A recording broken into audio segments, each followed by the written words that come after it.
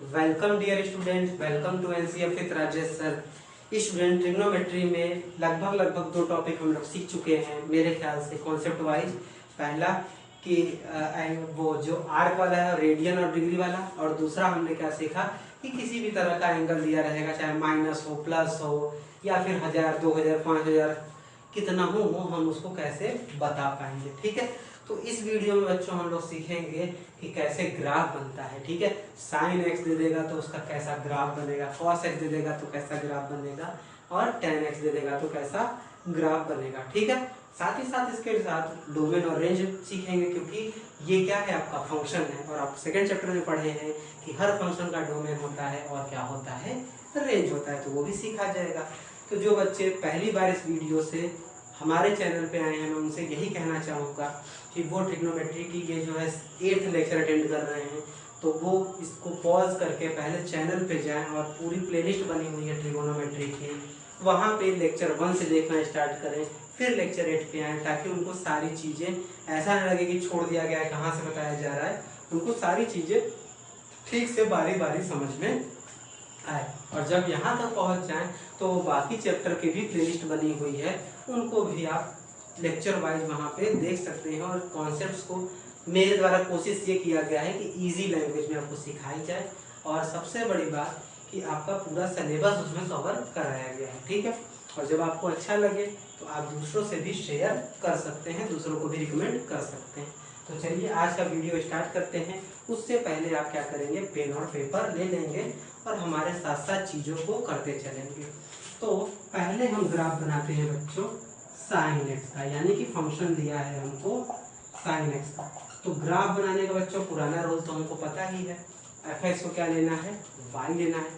और ग्राफ की क्लियरिटी बच्चों आपको और अच्छी होगी अगर आप रिलेशन और फंक्शन वाला वीडियो देखेंगे, क्योंकि मैंने उसमें ग्राफ बनाना सिखाया है आपको 6 फंक्शन का।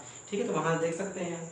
तो रूल क्या है कि एफ एक्स को क्या ले लेना है, वाई ले लेना है। चलिए ले लिए, तो अब ये क्या हो जाएगा, Y equal to sine X. ठीक है, अब इधर हम बना लेते हैं। ठीक है, चलिए, तो इधर आपका क्या रहेगा, एंगल रहेगा यानी यक्स, और इधर आपका क्या रहेगा, वाई यानी क्या रहेगा, साइन एक्स। ठीक है, तो एंगल आपका रहेगा, मान लीजिए ये 0 डिग्री है, जो हमको पता है हम वही लिख रहे हैं, 30 डिग्री, फिर क्या हो जाएगा 45 डिग्री, फिर क्या हो जाएगा 60 डिग्री, फिर क्या हो जाएगा 90 डिग्री, फिर क्या हो जाएगा 120 डिग्री, फिर हो जाएगा 135 डिग्री। ठीक है, फिर उसी के बाद 180 डिग्री तक कर देंगे। ठीक है, अभी लास्ट में दिख नहीं रहा है, चलिए इसको छोटा बना लेते हैं ताकि आपको क्लियरिटी हो जाए। एक बार जब सीख जाएंगे तो आप ड्रॉ आराम से कर लेंगे। तो फिर से बनाते हैं, थोड़ा सा टाइम आपका खाएंगे। तो ये हो गया 0, 30, 45, फिर 60, 90, 120, 135, 150 और 180। ठीक है, और यहाँ पे वैल्यू दे देते हैं कुछ, अभी पहले देख लेते हैं क्या है। तो बच्चों अब कोई ये नहीं कहेगा कि सर इसकी वैल्यू हमको नहीं पता, 135, 150। अगर उसको नहीं पता है तो उसी के लिए सारे इंतजाम किए गए हैं, प्रीवियस वाला वीडियो देख लीजिए।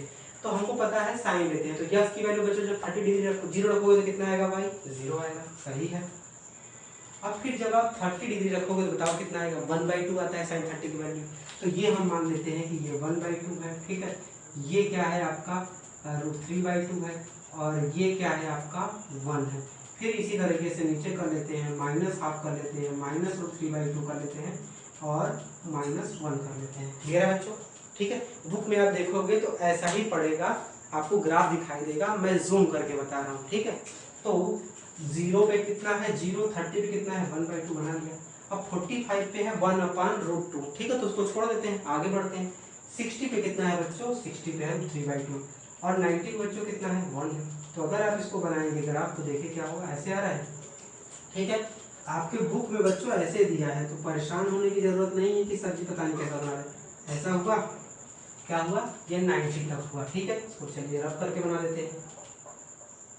तो रब करके बनाएंगे आप तो ये हुआ। ठीक है, ये 120 तक हो गया, सॉरी 90 तक हो गया। ये देखिए 90 तक क्या हुआ, 1 हुआ। अब आगे बढ़ते हैं। अब अगर साइन 120 की बात की जाए तो साइन 120 की बात होती है √3/2। क्या होती है बच्चों बात, √3/2। तो √3/2 होता है, तो यानी फिर यहाँ उतरना होगा हमको 120 पे। फिर क्या होता है, यानी कि ये ऐसे चला गया। ठीक है बच्चों, ये हो गया आपका वाई। बहुत ध्यान समझिएगा, बहुत आसान है। और फिर 135 पे कितना हो जाएगा 1/√2 हो जाता है। ठीक है, तो मैंने दिखाया नहीं। 150 पे हो जाएगा बच्चों 1/2, 150 पे हो गया 1/2 यानी यहाँ आ गया, और 180 पे हो जाता है 0 यानी यहाँ। तो ये अगर इसको बनाएंगे तो आप ऐसे आ गए। ठीक है, ये मैंने जूम किया है और स्केलिंग थोड़ी सी इधर उधर की है, एक चीज ऐसा लग रहा है। अब यहाँ पे आप देखेंगे कि 90 पे ये था और यहाँ पे क्या आ गया था 180 आ रहा था। तो यानी ये जो पॉइंट है बच्चों ये क्या है आपका 90, और 90 को क्या लिख सकते हैं π/2। 180 है तो 180 को क्या लिख सकते हैं पाई। ठीक, समझ में आ गया बच्चों। अब देखिए अब हम कैसे चीजों को करेंगे। ठीक, तो आगे बढ़ते हैं, पाई से हम आगे बढ़ेंगे यानी 180 से आगे रखते हैं। तो 180 से बच्चों जब आगे बढ़ेंगे तो मान लीजिए हमको साइन 210 डिग्री की वैल्यू बतानी है। तो साइन 210 डिग्री की वैल्यू कैसे बताएंगे बच्चों, साइन 180 प्लस 30 डिग्री हम सिखा चुके हैं पीछे। ठीक है, तो और ये थर्ड क्वाड्रेंट में है तो निगेटिव हो जाएगा, यानी कितना हो जाएगा साइन 30। तो साइन 30 की वैल्यू बच्चों कितनी होती है -1। तो हम इसके आगे जा रहे हैं, थोड़ा सा आपको दिखा दिया जाए। तो यहाँ पे हम चले गए तो मान लीजिए यहाँ पे 210 है, यहाँ पे 235 है, फिर 270 है। ठीक है, या फिर 225 है। तो बस हम अगला एंगल दिखाना चाह रहे हैं कि 210 पे कितना आया -1/2, यानी ये क्या आ जाएगा यहाँ पे आ जाएगा, इसके साथ देख लेते हैं। फिर उसके बाद हम आगे जाएंगे तो कितना होगा -1/√2, तो वो हमने दिखाया नहीं है। उसके बाद जाएंगे तो क्या आएगा -√3/2, तो ये हो जाएगा। यानी कि ये कुछ आपको ऐसा दिख रहा है। ठीक है, तो यानी कि ये गया और इसके बाद क्या हुआ कि ये आपका ऐसे चला गया। ठीक, फिर इसके बाद देख लेते हैं कि साइन 270 पे कितना है। ठीक है, ये आपका क्या है बच्चों, ये आपका 1 है। ठीक है, और यहाँ पे क्या है बच्चों आपका -1 है। ठीक है, इसके बीच में वैल्यू है। चलिए 270 लिखना चाहेंगे तो क्या हो जाएगा साइन 180 प्लस 90, साइन के साथ 180 है चेंज नहीं होगा, कितना हो गया साइन 90। अब ये किस क्वाड्रेंट में है, थर्ड में है, तो ये क्या हो जाएगा नेगेटिव, तो किसकी वैल्यू कितनी होगी -1। इसीलिए मैंने क्या दिखाया, यहाँ पे क्या है बच्चों, यहाँ पे है आपका 270, और 270 को अगर आप कन्वर्ट करोगे तो पाओगे 3π/2। ठीक है, अब आगे बढ़ते हैं, 300 ले लेते हैं, देखते हैं कितना है 300 वैल्यू। तो साइन 300 बच्चों लेंगे तो ये कितना हो जाएगा साइन 270 प्लस कितना हो जाएगा 30, 270 के साथ है cos 30, ये थर्ड पार्ट फोर्थ में चला गया निगेटिव हो जाएगा, यहाँ पे क्या हो जाएगा नेगेटिव, कितना हो गया बच्चों cos 30 की वैल्यू। फिर अब क्या हो रहा है, अब देखिए बढ़ना स्टार्ट हो रहा है। जब अब इसको बनाएंगे और साइन 360 की वैल्यू अगर आप निकालेंगे, एक बार निकाल के देखिए, साइन 360 की वैल्यू निकालेंगे तो ये हो जाएगा साइन क्या हो जाएगा 180 प्लस 180 कर लीजिए, या फिर ऐसे कर लेते हैं 270 प्लस 90। ठीक है, अब ये क्या हो जाएगा cos 90, cos 90 की वैल्यू कितनी होती है 0 होती है, ये आ गया।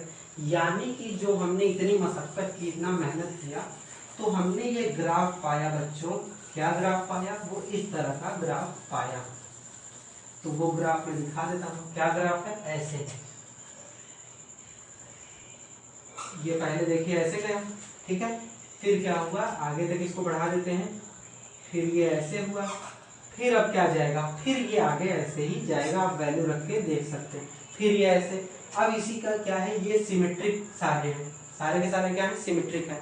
तो सिमेट्रिक मैंने बताया कि जैसा इधर बनेगा वैसा ही इधर, यानी कि इधर क्या होगा आपका ऐसा आएगा, फिर ऐसे बनेगा, फिर ऐसे आएगा। ठीक है बच्चों, तो ये हो गया आपका साइन का ग्राफ, यानी कि ये क्या हो गया साइन एक्स का ग्राफ हो गया आपको। ठीक है, फिर से समझा देते हैं।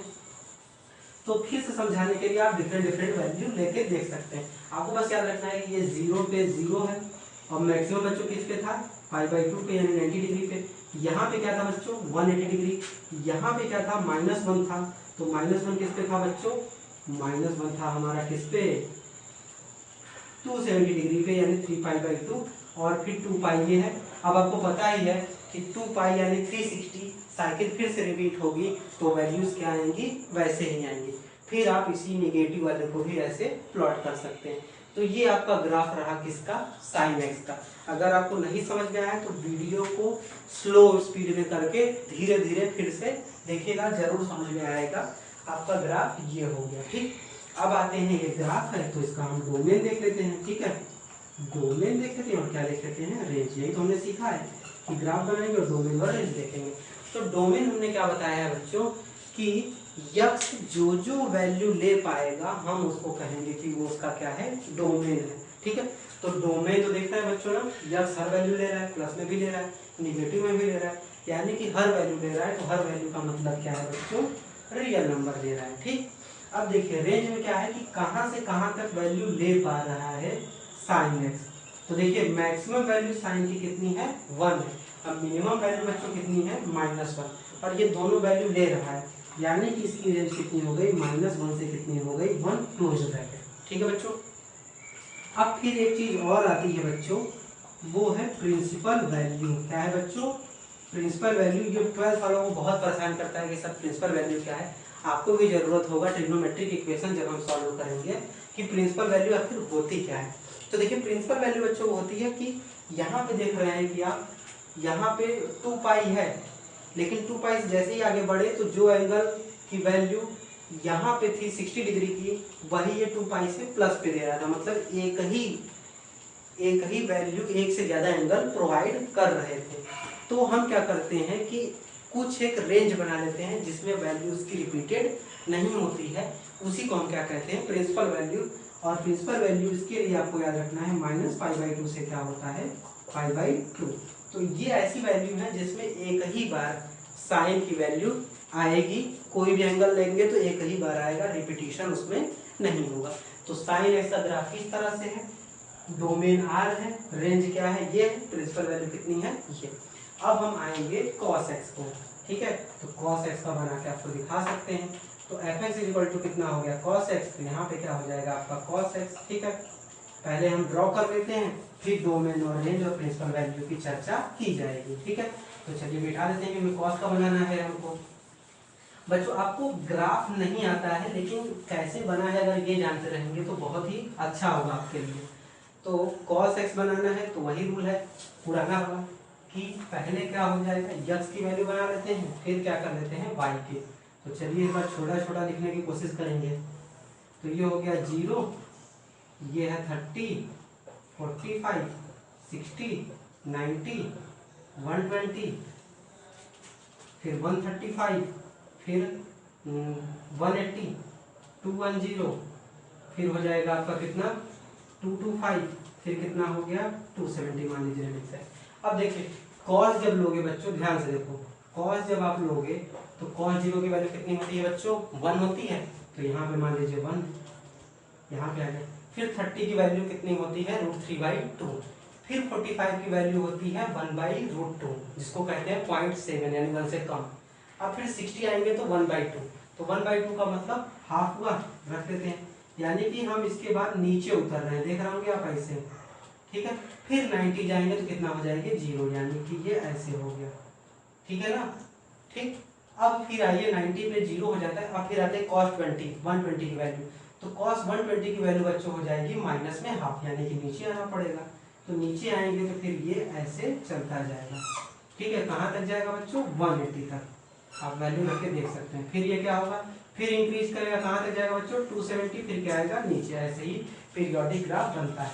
ठीक, तो अब इसको बनाने की कोशिश करते हैं। तो देखिए आपको बस याद रखना है कि 0 पे कितना है, ये 1 है, फिर ये 90 पे कितना है, 0 है, फिर ये बढ़ेगा, फिर 180 पे 0 है, फिर आपका क्या है, फिर 180 से उठा, फिर ये 270 पे 0।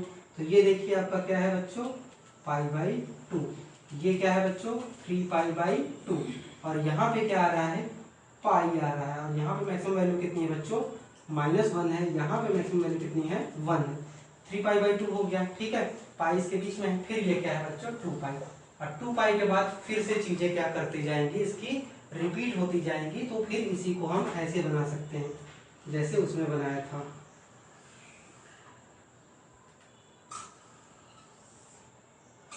मुझे लग रहा है कि कुछ कुछ आप लोग को समझ में नहीं आ रहा होगा, तो न समझने की कंडीशन में आपको बस ये याद रखना है कि कैसे ग्राफ इसका बनता है। कि बाय द वे अगर आपसे ग्राफ पूछा जाए तो आप बता सकते हैं, ठीक है, कि कैसे आया। क्योंकि अब तो क्या है कि आप MS एक्सेल से बस ये पॉइंट प्लॉट कर देंगे और आपको पता चल जाता है कि ग्राफ कैसा होगा। ठीक है, अब मेन इसका याद रखना है आपको डोमेन। क्या याद रखना है बच्चों, डोमेन याद रखना है। ठीक है, फिर उसके बाद क्या रखना है याद, रेंज। फिर क्या याद रखना है, प्रिंसिपल वैल्यू। यही आपको ध्यान रखना है। ठीक है, तो डोमेन मतलब यक्स की कौन कौन सी वैल्यू ले सकता है। तो देखिए ये तो यक्स की हर वैल्यू ले रहा है, यानी क्या हो जाएगा आर। अब देखते हैं रेंज में कि मैक्सिमम इसकी वैल्यू कितनी है। तो मैक्सिमम वैल्यू कितनी है बच्चों 1, और मिनिमम वैल्यू कितनी है, मिनिमम कितनी है -1। तो ये क्या हो जाएगा क्लोज ब्रैकेट में -1। अब प्रिंसिपल वैल्यू क्या है जिसमें ये चेंज नहीं होता है, तो इसके लिए आपको याद रखना है 0 से क्या है पाई, प्रिंसिपल वैल्यू ये है। ठीक है, इसी तरीके का बच्चों ग्राफ आप tan x का बना सकते हैं, cot x का बना सकते हैं, sec x का बना सकते हैं। लेकिन मैंने कहा कि अब उसकी ज़रूरत नहीं होती है, पेपर में नहीं पूछता है, क्योंकि आप कंप्यूटर के यूज से डायरेक्ट वैल्यू आप प्लॉट कर सकते हो। हाँ, लेकिन आपको ये है कि डोमेन रेंज वगैरह याद होना चाहिए। क्यों? क्योंकि अभी जब आप ट्रिग्नोमेट्री की इक्वेशन सॉल्व करेंगे तो उसमें प्रिंसिपल वैल्यू में वो चीज़ें आएंगी। तो अभी मैंने 2 का करा दिया है, आप बाकी का कर सकते हैं। आपको मैं एक चार्ट दे दूंगा जिसमें डोमेन रेंज और प्रिंसिपल वैल्यू होगा, वहां से आप सारी चीज़ों को लर्न कर सकते हैं। तो नेक्स्ट वीडियो में मिलेंगे हम कुछ नए कॉन्सेप्ट्स के साथ, तब तक हमारे साथ बने रहिए। Thank you.